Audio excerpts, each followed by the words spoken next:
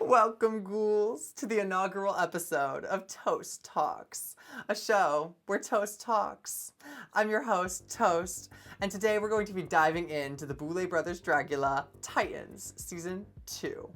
Y'all, this episode had me so giddy. There are so many twists and turns, so much fucking drama, and so many incredible looks, and I cannot wait to get into it. But since everybody is new here, since this is my first time doing this, please make sure to, like the video, subscribe if you want to see more of this fabulous face, and leave me a comment. Let me know what you're thinking about the season so far. I'm very, very excited. Yeah, so excited that I had to start a whole goddamn talk show about it. And yes, for those of you wondering, I am going to be doing the assignments, or at least doing my best to bring the assignment every single week. Today, I'm giving you, my take on a witch. I'm a witch. I'm a witch. I'm a sexy, slutty witch, bitch. We're a witch. Hello. I've gone on long enough. So without further ado, I'm gonna look at my notes and let's get into this goddamn episode.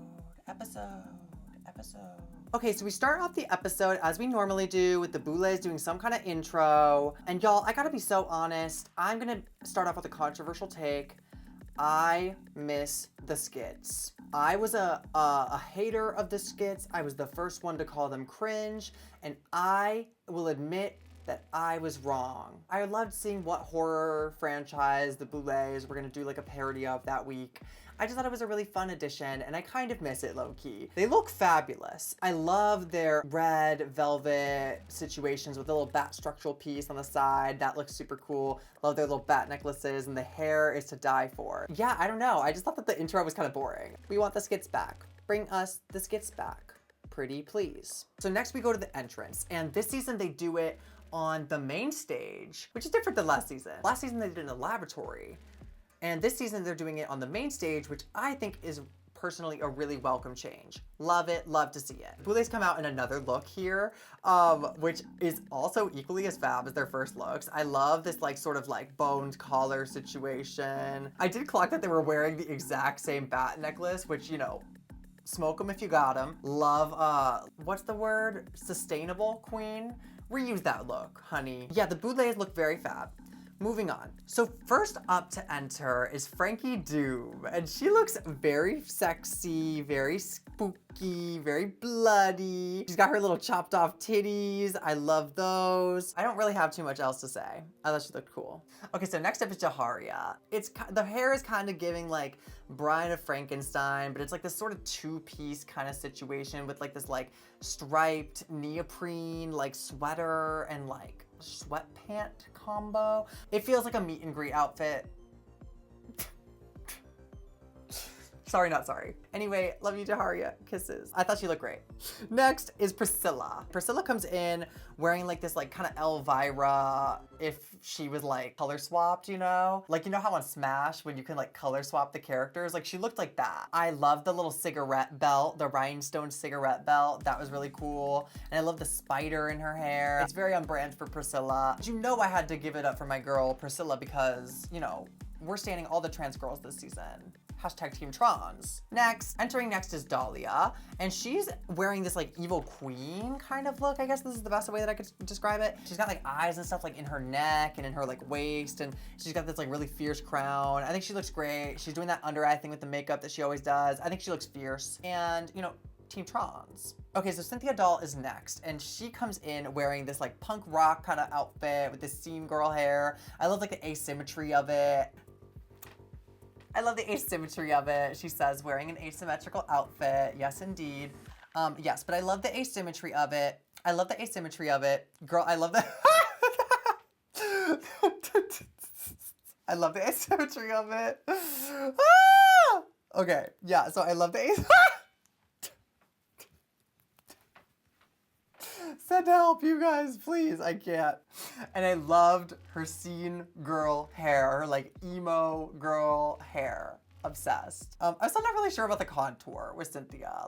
I know that it's her thing, but I just think it's kind of a lot. But all in all, I think she looks fabulous. I think she looks great. And we're moving on. Next up is Blackberry. And I feel like Blackberry is notable because she's, I think, the only person that actually says an entrance line upon coming in. She says, "Houston, we have a motherfucking problem, and the problem's me." fierce. She comes in wearing this like black sparkly leotard with these like fur, you know, cuffs that are like wrapped in belts, ears in her hair, love those. All in all, I think she looks great. I think she looks fabulous. So JK comes in next, and girl, this is just so much, but I kind of love it. She's wearing like this like kind of like schoolgirl kind of vibe. The outfit says, "Don't bully me, I'll come," which is exactly what will happen if any of you try to come up in these motherfucking comments. It's just gonna be fucking flooded basement up in here, so don't even try it unless you want me to have a fun time. I can relate to JK in that matter, and I love this look. I think she looks fucking cool. I like her little headpiece. I don't really know what's going on with it. It's like tied and there's like little grommets in it and stuff. It definitely is also still pieces from Amazon. The mug, you can't tell her shit about it. It's fine. She looks great. Next up is La Zavaleta, and girl, she's just wearing a rhinestone bathrobe. And she's carrying her fucking purse and her wine. And honestly, I kind of fucking live. I love Zava. I'm so excited to see her back. What a cunty way to come in. I'm obsessed. I also am wondering if it was real wine. That would be me. I would be coming in with my fucking cava or my fucking Chardonnay, bitch. I think Zava looks cool. Next up is Loris. It's like a white dress with like a little, you know, circle skirt and like some rhinestones on it. Some bloody rhinestones on it. She did a little reveal. She like ripped off her head. I think she looks good. I think she looks fine. And I'm excited to see Loris. So next up is Disasterina. I was so excited to see her back on my television screen. And this look is really cool. I love like the skeleton kind of situation. It's like different, you know, skull and bone kind of, you know, motifs going on this like kind of dress situation with like these little panels. It's cool. I like it. I think that she looks great. I'm just very excited to see her. I also want to point out this is the first time that we are seeing her out of drag in her confessionals. A lovely little detail. And I just loved seeing Disasterina out of drag. Like the hair, just like, I don't know, just the way that she looked. I thought it was really cute. Next. So Jade shows up in her dark Taylor Swift cosplay, which obsessed. Like, I'm just fucking obsessed. If you think about it, who's the most evil person that you could think of? Girl, Taylor Swift. And like, I just think it's so funny because she had no way of knowing that everybody was gonna turn on her with the release of this new album. She still kind of predicted it, you know? I'm just saying, Jade, I see you, love you. Very happy to see Jade. Very happy that we're gonna be getting all of this motherfucking drama. So Sigourney's next. She's wearing like this black leather dress with like, you know, straps all over the place. Straps around the arms, straps around the neck. She looks cool, love it. Sigourney always looks so fucking snatched. This is how you do a motherfucking entrance. Like, it's simple, but it very much is her brand, it's her vibe, and she just looks hot. And I love the hair. It's nice, kind of like tealy, kind of, it's cool. I like it. Second to last up on the stage is Eva Destruction. She comes out in this kind of like wolfy kind of situation. She has like this like wolf that's like covering her and it's like a coat. I love like the glowy eyes on the wolf. I think her makeup's cool. I love like the piecey parts underneath. I love her little rhinestone pumpkin.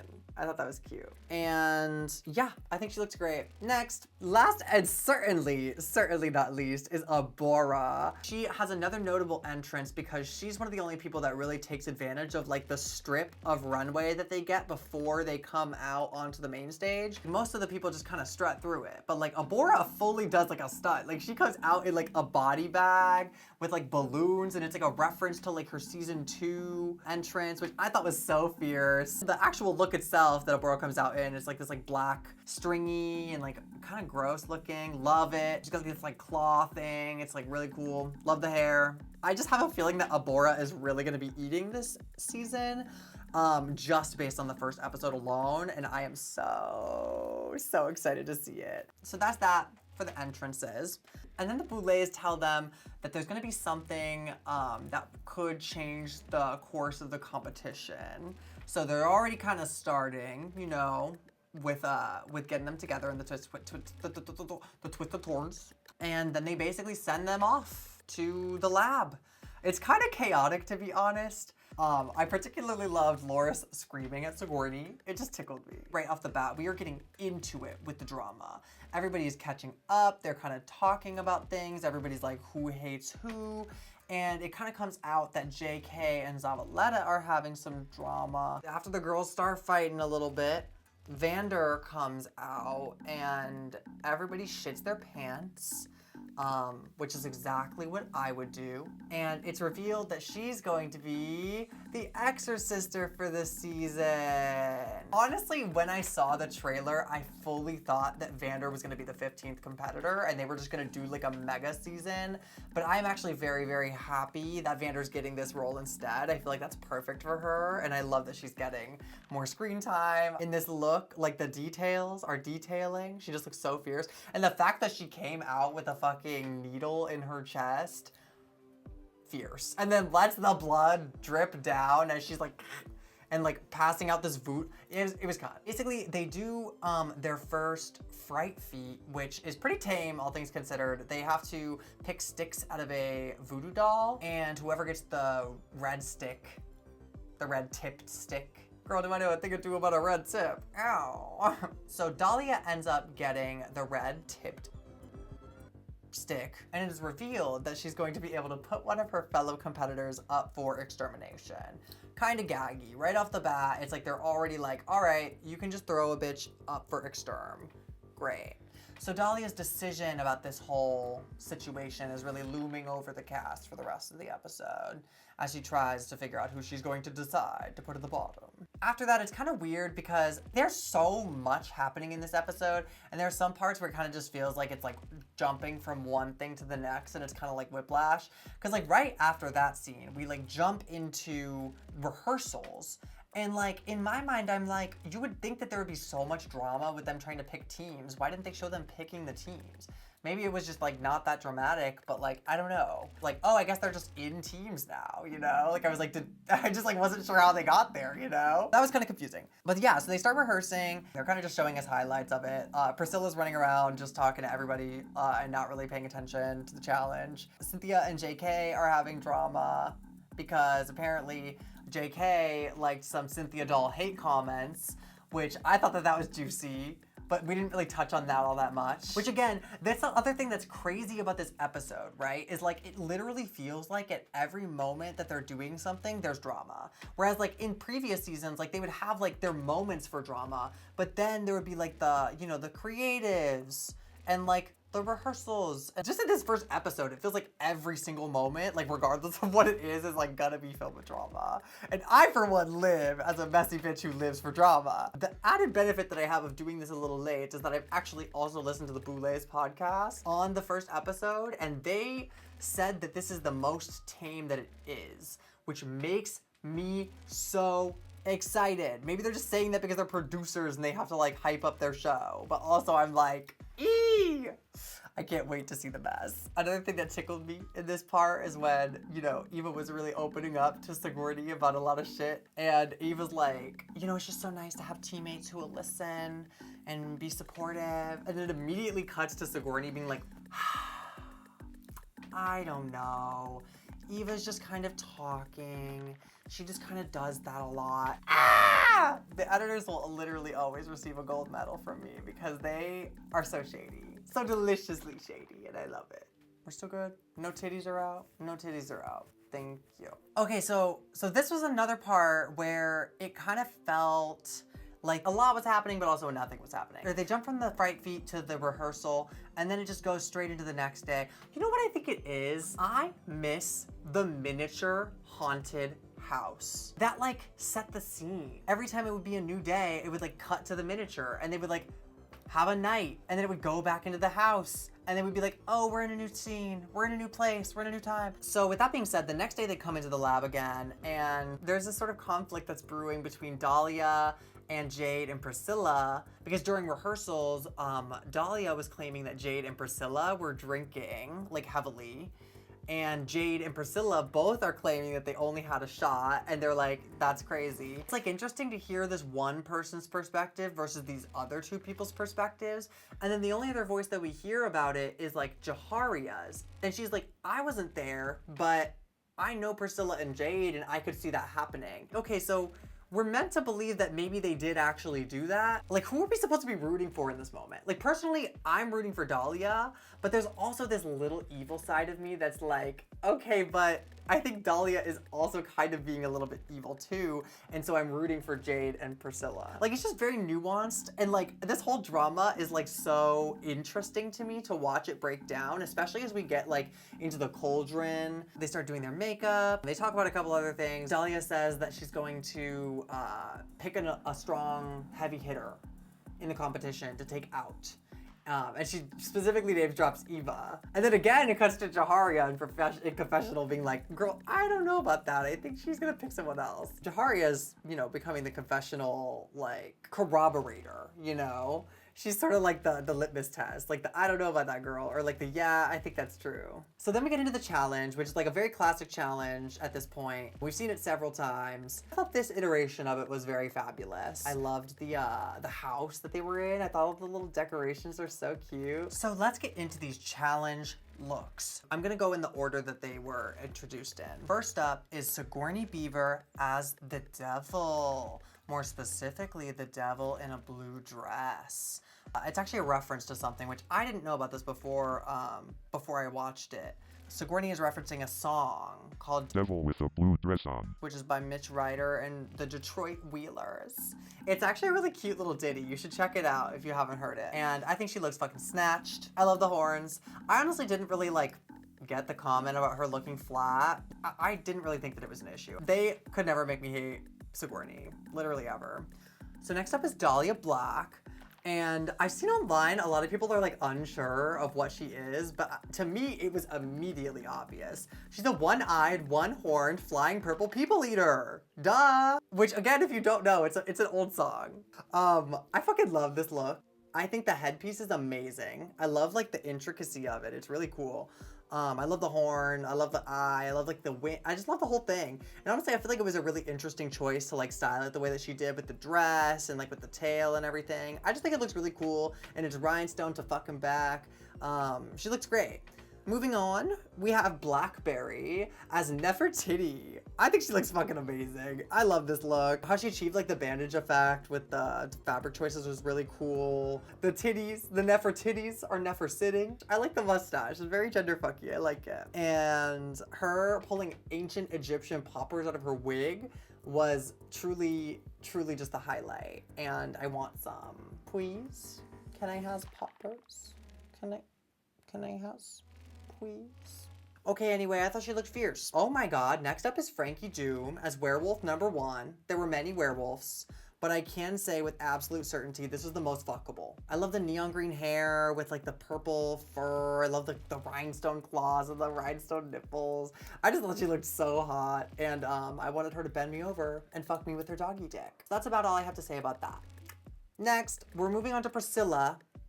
Another fuckable werewolf. She's doing this like 70s kind of vibe with like this like, you know, as the guest judge said, the Farrah Fawcett hair. The makeup's cool, like the little prosthetics look great. I love the little like wisps of hair on like her boobs. That's kind of diabolical. She looks like she's like mid-transformation. Like it's like not quite the full moon yet.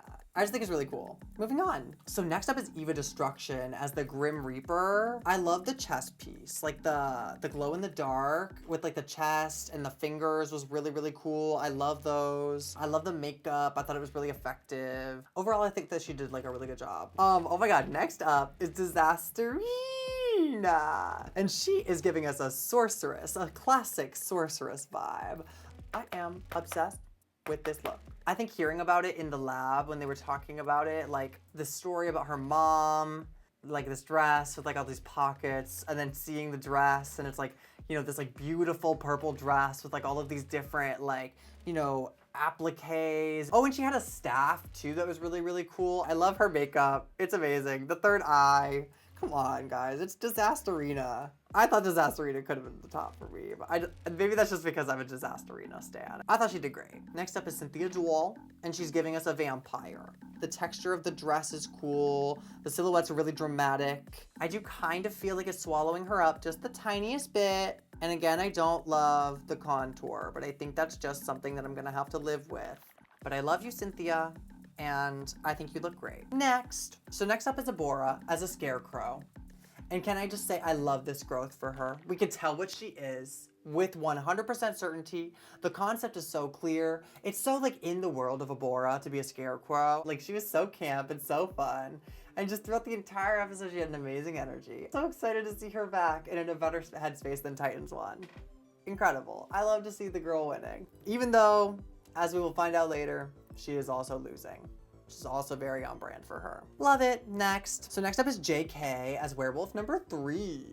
And her distinction as the werewolf is she decided to do like a full neon situation. I kind of love this take on it too. I love how they were all very different. I think JK's is really clean. I love like the ears on it. I love the claws, the little bloody paws. Yeah, I love how she was, you know, giving us Gooner vibes in her intro. Okay, so next up is Zavaleta, and she's another one of the ones that people had a hard time figuring out what it was, but honestly, I really was not that confused. Like, I kind of figured that it was a ghost. You have a little sheet with a couple blacked out eyes on it. Like, come on, guys. Like, I feel like it's not that hard. I don't know. Tell me what y'all thought about that in the comments. Like, tell me if you knew.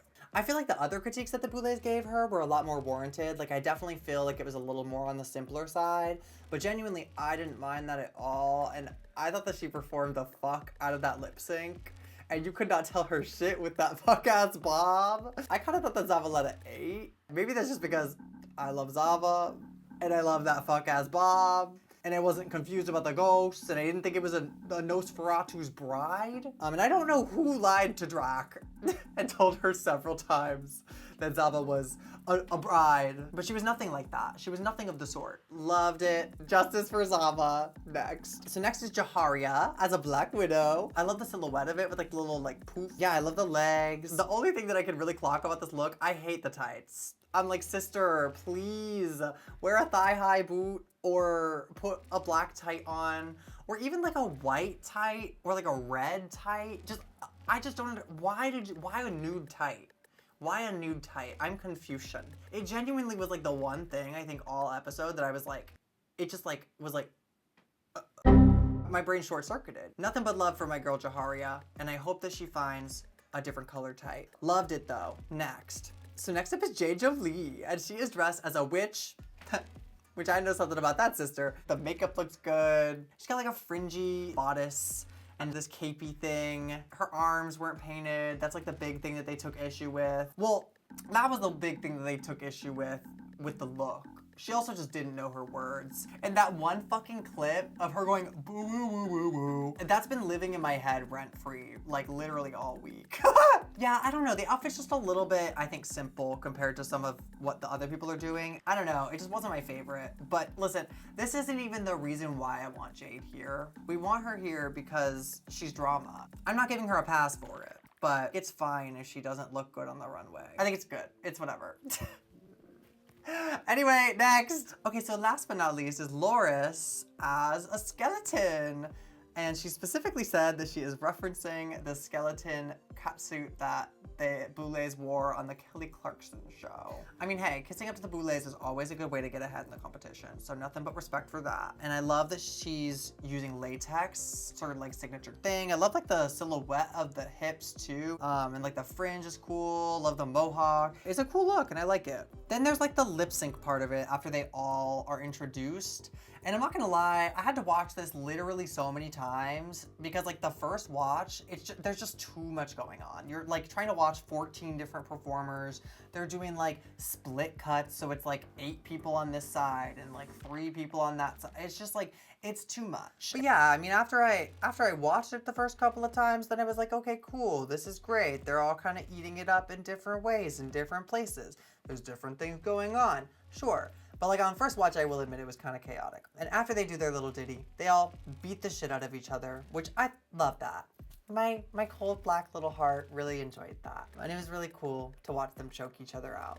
So then we move into the judging, and the Boulets do their little thing. They talk amongst themselves like they usually do. They say that they don't know what Zavaleta's outfit is. There's that little producer's note saying that, you know, one of the producers incorrectly informed Drac of the Nosferatu's girlfriend situation, which again, I love that they are never afraid to like call out behind the scenes stuff. They're like, oh yeah, that was some producer shit. They invite the guest judges out. So the guest judges this week are David Delsmalchin and Victoria Elizabeth Black. So stoked to see our current reigning. Love to see her. I loved her makeup too. It was really cool. It was like glow in the dark before they like turned the lights on. We didn't get to see too much of it, but it was really, really cool. So all of the monsters come out onto the stage. The Boulets immediately start off by asking Dahlia if she wants to use her curse, and she uses it to curse Abora. Dun dun dun! Even though she said in the lab that she was going to use it on Eva, which I thought was just interesting. The reason that Dahlia said that she picked Abora was because she said that she wasn't going to bring anything new, which to me is so crazy because like back in that moment, it was very obvious that Abora was being sarcastic when she said that. If Dahlia knows that Abora is an unserious person, why would she take that answer at face value? Like, girl, she's obviously just bullshitting you. Whatever. But anyway, that's the person that she picks. They do their whole judging thing, you know. They pick a top from each group. And so the tops of the week are Blackberry, Eva Destruction, Jaharia, and Abora. And then the Boulets announce that the monsters are gonna have to vote for the weakest link on each of their respective teams. And that person is gonna be up for extermination. That is crazy town. This is the thing about the Boulets. They're like, okay, so we do want this to be Bad Girls Club. We actually do want you to fight each other. That's what I fucking love about this show. And what ensues afterwards in the cauldron is literally so fucking iconic. So we get to the cauldron and it is bubbling, girl. Immediately, Jade comes in after they all sit down and she is coming for Dahlia. She's like, personally, I think that you would be my pick for, you know, being the worst of the week. They go at it, they fight. In the midst of this fight too, in one of the confessionals, Dahlia is also saying it's not just people drinking, it's also people doing drugs. And this is another part of the show where I'm like, oh my God, girl, it is getting so messy. And we don't even have like a view of what's going on backstage. So all we can really do is take Dahlia's word for it. If Jade's performance was anything to go off of, I mean, I would not be surprised. I just thought it was a really interesting conversation to have on the show. I'm very interested to see where it'll go. You know, they move on to like Jaharia's group and Blackberry's group. And Jaharia is feeling really guilty because, you know, she doesn't want to pick her Judy from back home, you know, Cynthia Doll. There's definitely going to be some tension there. Then they move on to Zava and Sigourney and Eva's group. Zava goes on a rant about the Redditors, which I thought was fucking iconic. And she calls Sigourney out and she's like, yeah, girl, I'm going to pick you. Gag. I mean, not even really a gag. Like, I think we knew. Everyone's asking Ava who she's going to pick. She gets talked over. She has the little rants about being articulate and being two-faced. And then she says that she's gonna pick Sigourney's name. And she doesn't just really accept it. She's just kind of like, well, why would you pick me? Then Cynthia asks the room if anybody thinks that they're better than anybody else. Loris keeps on like trying to rebuttal like her points kind of, or like clarify. And like, Cynthia just keeps shutting it down. She just keeps being like, what if you just had a better day? And then Cynthia's like, different. Just shutting things down with different is so cunty. You know, people are saying in the confessionals that it's Sigourney that is going around acting like that, but nobody's saying it to her face. Nobody's saying it to her face. They're just saying people in the room. I find it weird that they won't call Sigourney out about this in person when they seem so candid about talking about other aspects of drama. Especially because we know the show. People have no problem hating on Sigourney. It's like kind of like a meme at this point. After they have that conversation, Sigourney pulls Ava aside into one of the side rooms. This is like where it just gets so juicy. Sigourney's like, why didn't you tell them that I did stuff? Sigourney's basically like, yeah, if that's the game you want to play, then let's do it. But like, you don't want to have me as a foe. And it just like is very intimidating, like the whole thing. But Eva's not backing down, you know? She's like, yeah, whatever, girl, like I'm not scared of you. This was my favorite moment though. Eva was like, I have nothing left to lose. And Sigourney says, oh, nothing left to lose? I feel like just in the first episode alone, the sound bites were crazy. Like they were popping off. And then there was also, in that side room of the lab, another side conversation which was happening, which we didn't really get to see, but it's like, you can tell that it's happening at the same time. And that is Jaharia and Cynthia, like, pinky promising, you know, that they're not gonna put each other up for elimination. So put a pin in that. We go back to the main stage. Everybody's picking each other. They're picking their bitches. So in the first group, Loris picks Disasterina. Disasterina flips a coin and ultimately picks Frankie. Abora picks Frankie because she has to pee.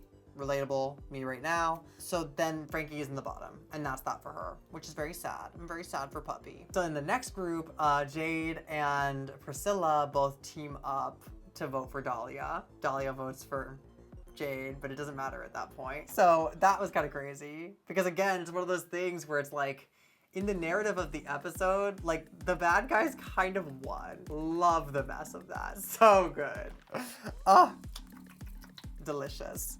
So in the next group, Blackberry picks Cynthia. Cynthia picks JK. Jaharia picks JK. And JK votes for Cynthia. That means that there's a two-way tie. And Drac and Swan make them, and by them, I mean Blackberry and Jaharia, they make the two of them pick on the spot which one of them they're gonna put up. And lo and behold, Jaharia says Cynthia, which was so gaggy. Cynthia's obviously gutted. Like, she starts sobbing like immediately on the stage, and she's like, what? Like, that was like a very big moment. That feels like a thing where it's like Jaharia and Cynthia are now gonna be going at it for the rest of the season. I'm very interested to see how this is gonna turn out. Yeah, and they did cut to show a little bit of that side convo that I was talking about, but they didn't really show too much of it. That's the thing with this show. There's so much going on, and the thing is, I'm sure that there's even more shit, even more messiness that we didn't get to see. I just want to know. Like, there are just certain messes that I just want to know about, and that's one of them. And so for the final group, Eva votes for Sigourney, Zava votes for Sigourney, and Sigourney votes for Zava.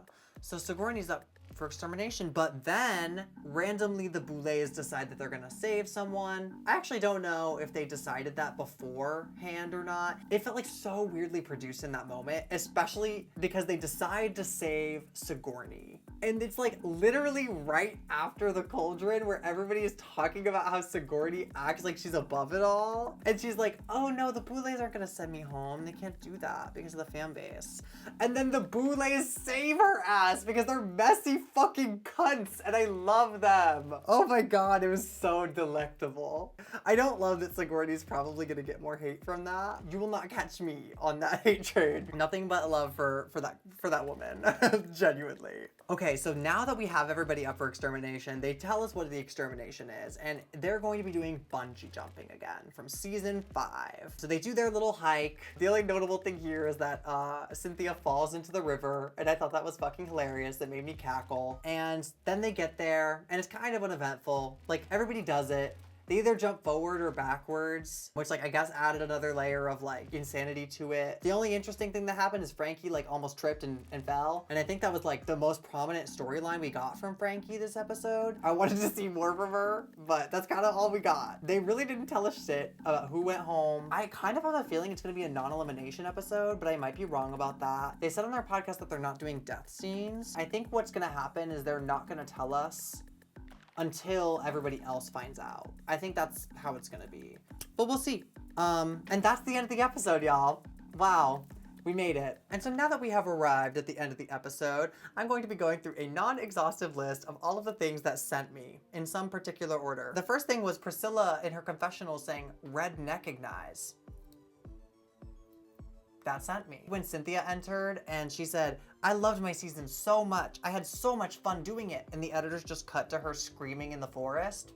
That fucking made me cackle. When JK was having drama with Zavaleta in the laboratory, there was a particular look that Blackberry gave to the camera, and I'm not gonna lie, when she did that, I literally like stood up out of my seat and I had to run. JK's confessional look being the "this is fine" meme. Eva saying it was nice to have a team that is supportive and listens to her while she's going on her little rant, and then it cuts to Sigourney being like, I don't know, Eva's just talking so much. Just so evil. I loved it. When they were doing Zavaleta's critique and they told her that they didn't know what she was, and it immediately cut to Abora to get her reaction, and she's just sitting there with a shit-eating grin on her face. That made me cackle. When Cynthia Doll called Zavaleta the Babadook. The Babadook? Goodbye. In the cauldron, when Cynthia is talking about how she was doing poppers because she was playing a character, and she starts getting all flustered, and then JK hands her the bottle of poppers. That sent me. When Sigourney and Eva are arguing and Eva says, "Oh girl, I have nothing left to lose." And Sigourney just says, "Oh, nothing left to lose?"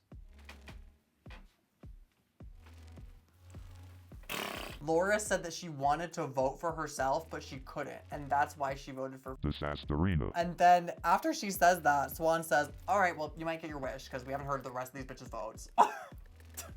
That also sent me. There were just so many evil things that happened in this episode, and I, for one, lived. Oh, and the last thing that sent me was when Cynthia fell in the river. That tickled me. And with that, we have come to the conclusion of the very first episode of Toast Talks, the show where toast talks. I hope you all had a lovely time. If you liked this video, please feel free to leave a like, send me a lovely little comment, or if you really liked this video, you can check out the description where my tipping info will be, and you can let me know just how much you liked it. I am so excited to get into this, and I cannot wait for the next episode. I hope you all have a fabulous rest of your day, and remember to stay toasty. Bye. Mwah.